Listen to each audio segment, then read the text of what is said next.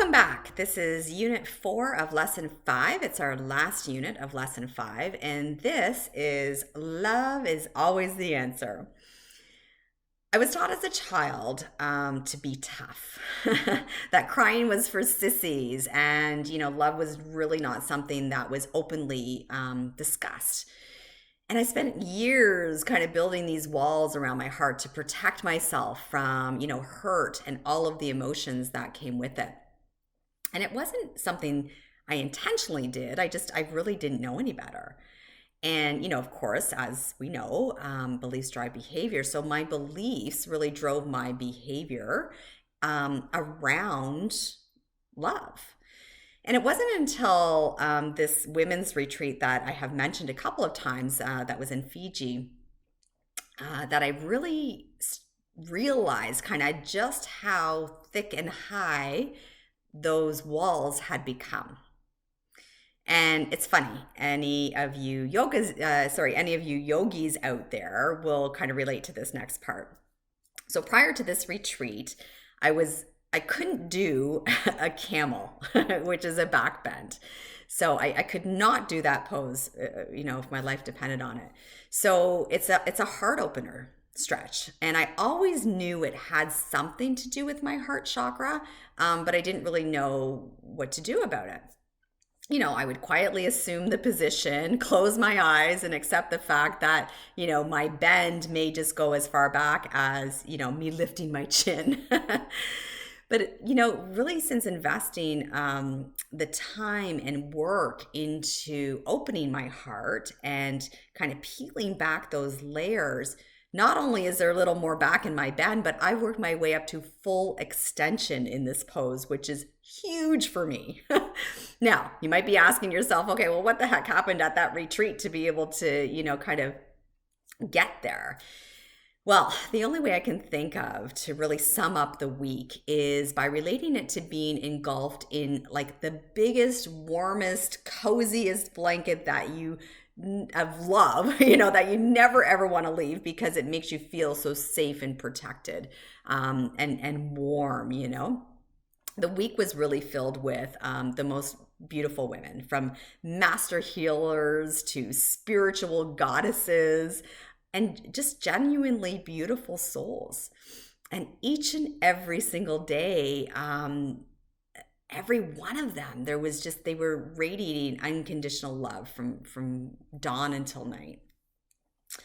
So love, love, and more love. The beautiful Karen Slater whispered these words into my ears as she held me as I cried following this, very emotional release after one of the workshops. Love, love, and more love is really what I felt as Joy guided me through a magical Reiki session of healing and, immersed me in one of her, we called them joy hugs that only she could do. Love, love, and more love is what I experienced sipping champagne in the ocean with my new besties, Sammy, Colleen, and Karen, as we watched the sunset in the ocean. Love, love, and more love is what I saw in Romany's eyes as she shared her story of magic and life with the beautiful souls in the room. She's a magician and she had this beautiful magic show, and she had just written a book of magic, and the love coming from her from the stage. And love, love, and more love is what sprang from the stage when Melanie, Diane, and Kate shared their stories of, deeply sacred stories of sex and love and relationships. Love, love, and more love is what traveled through that Fijian breeze as women from all over the world came together to celebrate themselves and each other, and the power of women everywhere. Love, love, and more love is what emanated from my soul as I wrote about all of my insecurities in a letter to love and what it felt like when love wrote me back. Love, love, and more love is really what will guide me in my life from this day forward. That retreat, there were lifelong friendships that were formed, deep-rooted fears faced and old scars healed, emotions released, and really a new relationship with love evolved. So upon returning home, I spent months working on, and I continue to work on this practice daily in really opening my heart. And I've learned that love is always the answer. We have those two primal two primal emotions from which all others emanate. We have fear and love. Joy, compassion, gratitude, and peace emanate obviously from the love emotion. And ego, jealousy, hatred, and self-pity emanate from that fear emotion. As we know, I've said it before, love and fear cannot coexist. So where there is love, there is no fear. And I would much rather be living from a place of love over fear. Wouldn't you? So, and speaking of fear, earlier in the book, I shared the story about my friend who bought me that Sheryl Sandberg book, Lean In. And one of the things my friend had marked in the book was a comment that Sheryl made. And it said, ask yourself, what would I do if I weren't afraid? Great question. If fear was not in play, what would I do? And, after I had read that back then, it really occurred to me that fear and doubt are, the two biggest barriers that we face in that prevent us from really following our heart and doing the things that we really want to do in life. We've already talked about self-doubt. So let's kind of take a moment to talk about fear. I can't recall the number of times that I've been frightened to do something and chose not to do it because of the fear, fear of what might happen, fear of what would people think, fear of, well, what if it doesn't work? All of these fear emotions. And what a sheltered life this can be.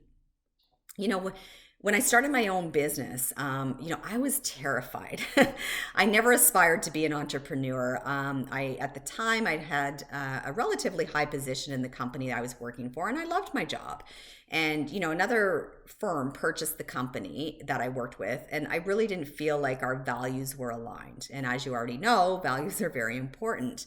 And if the company you work for has a significantly different value set than your own, then you're never going to be happy. So I really started to explore other options. And at the time, the line of business that I specialized in within the insurance industry had really high claim volumes. So it was really an opportunity for me to be a provider of outsourced services.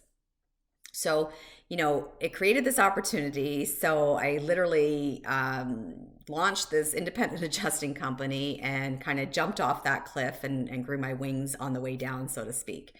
So overcoming fears is like overcoming mountains. Now, I'm not saying, go out and climb a mountain, unless, of course, that's what you're into. But what I am saying is just kind of, pick just one thing that you've been procrastinating about. And, put out of your mind that you're, the fear. So take that one thing that you've been fearful to do and think about how it would play out if you remove that element of fear. And it could be something small, like, asking a cute person out on on a coffee date, or, it could be something huge, like quitting your job and pursuing a new passion, or anything in between. It's completely up to you. And then work on figuring out what's triggering the fear, and preventing you from acting on it.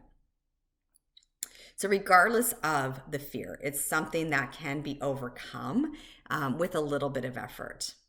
In her article, 4 ways to overcome your fears and achieve your dreams, Laura Garnett identifies the number one thing to do is to recognize the trigger that's causing the fear. So remember when we talked about emotions and I talked about that trigger, it's just so important when dealing with emotions. So recognizing that trigger. What is the trigger that's causing the fear? And then once you get to the root cause of the fear, you can really tackle and overcome it like any emotion. So fear is a physiological experience. It's an emotion that we all experience at one time or another. And when we feel it, that's the amygdala. Remember, we talked about the amygdala, sends those signals to your nervous system, right? Which causes that anxiety and stress. So as we know, this has a huge range of effects. Your heart can race, your blood pressure can go up, your breathing could get quicker, adrenaline and cortisol are also released, which causes all of that. Now, before I go on, it is important to reiterate that every single emotion we experience does serve a perfect purpose. So it's not like we want to get rid of fear emotions, right? They serve a purpose. And, there's no good or bad emotions per se. They all exist for a reason. The effects of fear really served us well in our early days when we as humans had to protect ourselves from situations that we faced when animals were higher up on the food chain than us. So, it's a primal, when I talk about a primal emotion, fear is a primal emotion. It stems back to those primal days. So, for the most part, though, in modern day, the bodily response to fear really can be detrimental. So again, you have to recognize when this happens and then have that strategy to move through it, which we talked about. And identifying that trigger is a key piece of it. And, if it's not obvious at first, if we're not able to identify what the trigger is, write some things down, right? What were certain things that happened like right before that? And, kind of really start thinking about, if it's not obvious, kind of digging deeper. And then we can flesh out that trigger. So once you've identified that trigger, of course, then, you take that moment, step back, calm your mind, and then do, whatever works best for you here. And it may be some deep breathing. It could be a change of scenery. It could be going for a run or a walk. Once you've slowed your mind, then you have a chance to really get curious about that fear and ask yourself some questions around the fear. And you might want to write down your responses. So again, is the fear rational, right? Like think through all of these things. Like, what are your best case and worst case scenario if you do the thing that you're fearful of doing? What will come of this? What are some of the things that you can do to mitigate your fear? Are there negative self-talk or naysayers that are fueling your fear? Can you change that, change the talk, change the people that you're surrounding yourself? So once you've identified it and analyzed it and rationalized it, then you can move past it. So think of all of the things, some of the things to move past you can do is like think of all of the things that you have accomplished in life despite fear or in spite of fear. And consider all of the reasons why fear should not prevent you from moving forward. So these steps will really help you, work through your fear regardless of the source, regardless of the triggers. If your fear is actually centered on failure, you need to accept and know that you will fail. We all fail. And failure is a crucial step in learning, growing, and in success. So in his book, Failing Forward, John Maxwell discusses embracing failures as, our friend and really grasping the positive benefits of those negative experiences. So when we have a mindset that prepares us for failure and how to learn and grow from these failures, we'll be less fearful to venture into the unknown, right? Into, less reluctant to invest our time and effort into our passion. We'll be more willing to do it afraid, to accept that, yeah, this is scary and I might fail, but it's okay. It's okay. The key is really to focus on our strengths and not the things that you think you cannot do. When Bob Butura, I believe his last name is. He's the former president of the New Jersey Devils.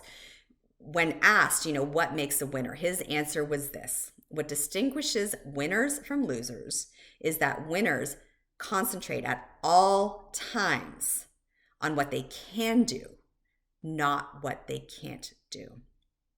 So during the workshop with my friend Liz, so back to Fiji now, my friend Liz, I feel like I can call her my friend now since we spent an intimate week on a, remote island together. She talked about taking your shadow and putting it into the light. It was beautiful. And, in this workshop, she had us write a number of letters to ourselves. And one of those letters was from our fear. So I talked earlier about our enchantment. So that was one of the letters, right? So another letter was from our fear. And it started, so the letter was from our fear to ourselves. So the letter went something like this. It was, Dear Tammy, I am your fear, and this is what I want to tell you. I am afraid of. And then, from there, fear took over and shared all of the things that she was afraid of. And my role was simply to listen. I didn't console fear. I didn't tell fear that everything was going to be okay. I didn't tell fear that the things it was afraid of were silly or trivial or unwarranted. I just sat and listened as the fear expressed herself. And when she was done, and it was an amazing experience because, you start writing and, there's a couple of things I had to think at the beginning. Okay, what am I afraid of? I had to think intentional and write a couple of things down. And then, fear took over, man. And I had 4 pages of stuff I didn't even know I was afraid of. It was a really powerful exercise, and then at the end of it, we had to, and we didn't know this before we started the exercise, but after we finished writing our letter from fear, to ourselves, at the end, Liz had us, turn to the person next to us and read our letter aloud to that person. And it was a complete stranger, it was a complete stranger, and it was one of the most liberating moments of my week. Unburdening myself with all of the fears that I'd silently tucked away for years and bringing them into the light so I could face them and stop letting them interfere with my enchantment, which what we talked about before is all of the things that, you love to do. So at the end of this particular exercise, Liz had asked for a volunteer to, from the audience who would be willing to share her letter to fear, or her letter from fear to herself with the, 160 of us in the room at the time. So she asked this woman to come up on stage and she asked her to face the back of the stage. So this woman's back was facing the audience, right? So we were looking at her back basically. And then Liz instructed the audience, so us, and she said, as this woman reads her letter from fear to herself, as we hear things that we're fearful of, she wanted us to stand up. So if we heard something that, this woman was reading and it resonated with us, she wanted us to stand up. So at the end of, this woman reading her letter, the volunteer turned around to look at the audience and every single woman in the room was standing. There was not a woman sitting down. And it was so powerful. Like even as I share this story with you right now, the power of the energy in that room is emanating through my body as I speak. The experience really goes to support the notion that we're not alone. Each and every single one of us experiences fear in some way, shape, or form. And recognizing this and unburdening ourselves from it and really acknowledging that we are, all living in this shared collective experience are the things that really help us move through this, right? That we're not alone, and they help us move past the fear and really allow us to bring more of those love-based emotions into our lives. So that is it for lesson 5. On that note, I want to leave you with a quote, as I do at the end of each lesson. And this one is from Wayne Dyer. When you change the way you look at things, the things you look at change. So with that, I will see you in lesson 6, where we'll explore gratitude and celebrating others. I can't wait to see you in the next video.